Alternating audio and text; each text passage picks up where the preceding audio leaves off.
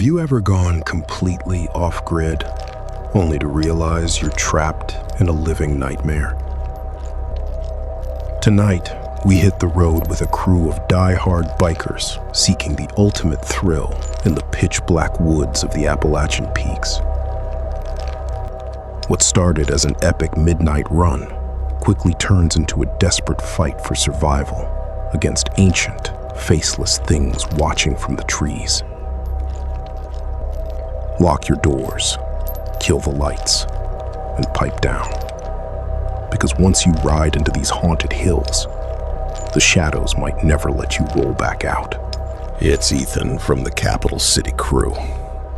You already know I live for long-haul motorcycle tours on our heavy bikes, just like you do. We usually ride out for 3-day stretches, hitting every sketchy, forgotten trail in the northern peaks. But this insane story happened when I went out with a few other buddies to Bloodwood Mountain. I actually told you this whole thing live around the bonfire on our last run, but now I'm writing it down for the channel. Our bikes are fully loaded down with heavy gear for these multi-day survival runs. We have heavy-duty hard boxes bolted to the back, packed tight with tire puncture kits, portable air pumps, extra parts and tools. Out in the middle of nowhere, if your ride breaks down, you're completely on your own, so you better know how to wrench on it. It's a wild, adventurous lifestyle, and anyone who is truly into this hardcore scene knows that even when the going gets tough, it's a total blast. Our bikes are fully loaded down with heavy gear for these multi-day survival runs. We have heavy-duty hard boxes bolted to the back, packed tight with tire puncture kits, portable air pumps, extra parts and tools. Out in the middle of nowhere, if your ride breaks down, you're completely on your own, so you better know how to wrench on it. It's a wild, adventurous lifestyle, and anyone who is truly into this hardcore scene knows that even when the going gets tough, it's a total blast. Cruising through these deep mountain passes in a car is one thing. It's like watching a movie screen. But doing a tour on a heavy motorcycle makes you feel like the actual hero of the film. You are totally exposed to the atmosphere, the biting wind, and the raw beauty of the wilderness with your naked eyes. Our group doesn't ride slow junk either. The smallest ride we have is a tuned 250cc dual sport beast. Navigating those massive, rocky trails on heavy bikes is a different beast entirely. We hauled ass non-stop from 5 a.m. until about 4 p.m., pushing our bikes to the absolute limit until we finally hit the base camp meadow of Bloodwood Mountain. By the time we parked, dusk was starting to settle over the ridge. The mountain air was incredibly crisp, and the scenery was so insanely beautiful that all the crushing exhaustion from the 10-hour ride just melted away. We unstrapped our tents and started setting up camp in the grass before the sunlight completely died out. The campsite was a massive, beautiful meadow tucked away in a valley, surrounded by endless walls of towering pine trees. Right as we finished pitching our tents, a local farm kid wandered up out of nowhere. We tossed him a $20 bill, and he went out and hauled back a massive stack of firewood for us. He was a real helpful kid. He even brewed us a hot pot of herbal tea right there on the spot. After chatting for a bit, he took off, pointing down the steep trail toward his village. The kid warned us that a tourist family had tried driving up earlier in a standard SUV, but they got totally stuck and had to turn back. Pushing a regular vehicle up these steep, loose dirt inclines is a total nightmare. The road is incredibly treacherous, and only a highly skilled, expert mountain driver can ever make it to the top without rolling over. I definitely recommend checking out this gorgeous peak if you ever get the chance, but seriously, don't attempt the drive unless you know your stuff. Darkness finally swallowed the mountain. We got our bonfire roaring with the wood the kid brought, cooked up some simple grub over the flames, and just chilled out together. The tents were ready to go, and we were all dying to hit the sleeping bags, because our bodies were completely wrecked from the brutal cold and the long ride. But as the fire started dying down, we all huddled closer in a tight circle around the embers, completely oblivious to the fact that we weren't alone out there. Right before the sun had completely dipped below the horizon, one of my buddies had pointed out something sketchy. Way across the other side of the massive meadow, buried deep inside the thick pine tree line, there was an old canvas tent pitched in the brush. It didn't look like a fresh campsite at all. It looked like it had been rotting away out there in the elements for months. It was so far away that you had to squint to even notice it. So we just shrugged it off as some old hunter setup. Back around the fire, we were just shooting the breeze, laughing and sharing the cool photos and videos we'd taken along the trail. That's when Caleb froze and pointed toward the tree line. The rotting tent was completely invisible now because the night was pitch black, but a strange light was burning right where it stood. It looked exactly like someone had hung an old-school kerosene lantern right outside the entrance. It looked incredibly spooky, flickering all alone in the dark forest. We tried to play it cool, figuring whoever was over there was just turning in for the night. But honestly, the whole setup felt straight up wrong. That spot was incredibly isolated, buried deep inside a thick, creepy pine forest. We couldn't help but wonder if whoever was out there all alone was losing their mind from fear.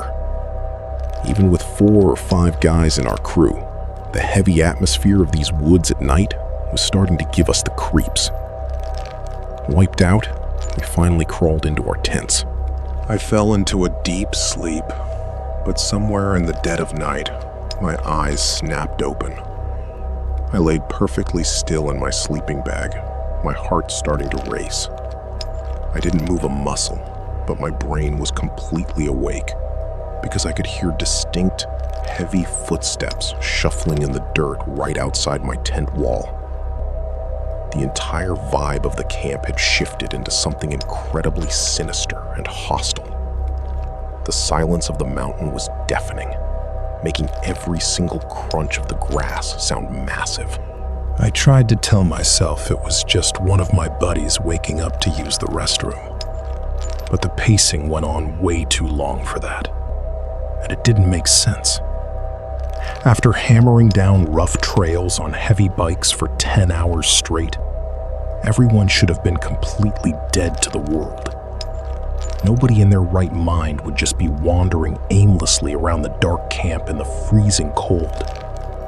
I stared blindly at the dark fabric of the tent, paralyzing fear completely locking up my throat.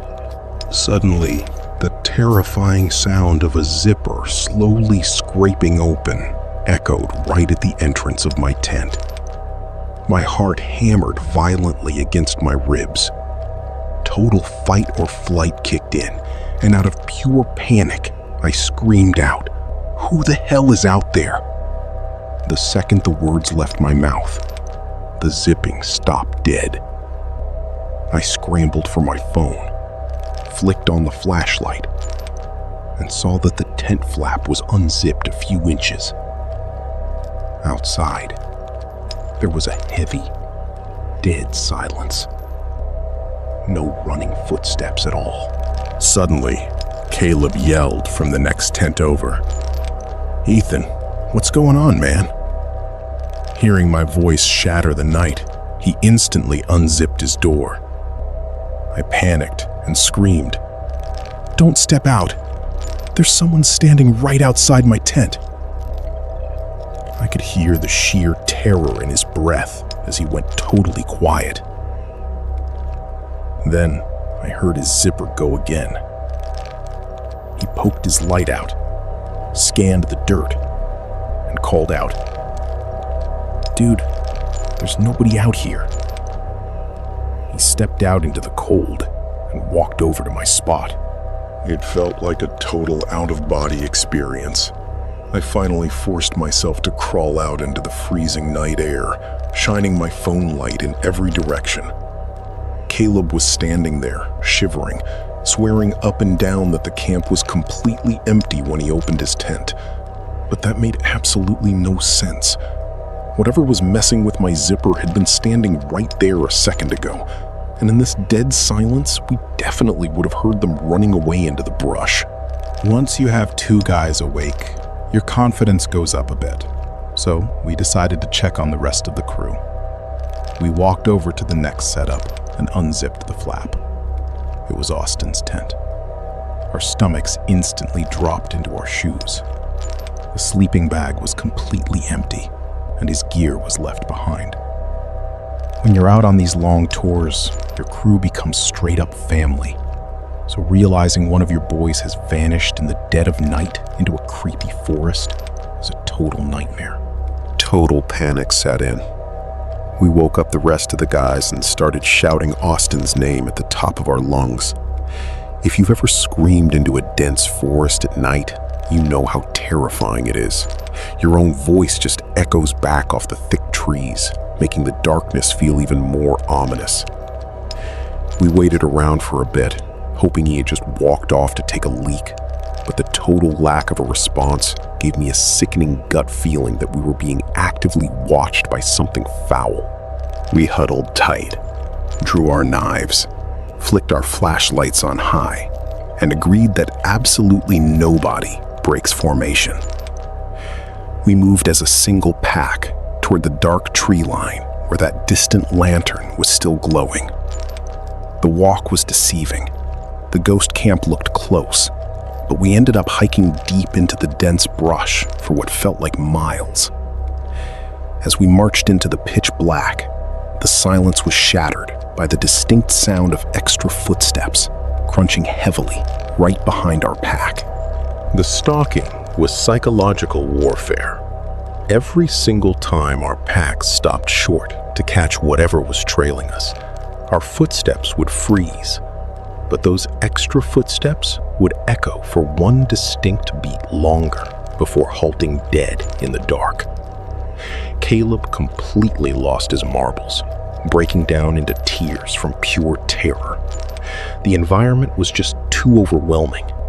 We grabbed his shoulders, telling him to start loudly reciting prayers and stay strong, because we had to bring Austin back alive. When we finally reached the decaying tent, a strange, sickening glow illuminated the canvas from the inside. Through the fabric, we could see two distinct shadows sitting close together, murmuring in low voices. As we crept within a few feet, we recognized Austin's voice talking to someone. We breathed a massive sigh of relief and called out to him. Instantly, the two silhouettes inside went completely rigid and froze. The murmuring stopped dead, replaced by a suffocating silence. We called out again. "Austin, get out here, man. Why did you wander off without telling anyone?" Still, absolutely no reply. We cautiously reached out and ripped the front zipper down, and the sight inside made our blood run cold. Austin was sitting cross-legged on the dirt, completely alone. There was no one else inside the tent, even though we all clearly saw two distinct shadows from the outside. His eyes were wide, glassy, and staring blankly into the dark, completely catatonic. Look, that fine line between an adrenaline rush and pure, unadulterated terror is sketchy as hell. Did those riders accidentally trespass on ground that was never meant to be disturbed? Or did something foul track them from the jump? Drop your thoughts in the comments below. If this nightmare kept you hooked, smash that like button, share this with your fellow horror junkies, and subscribe to the channel. Until next time, keep your wits about you and stay safe out there in the dark.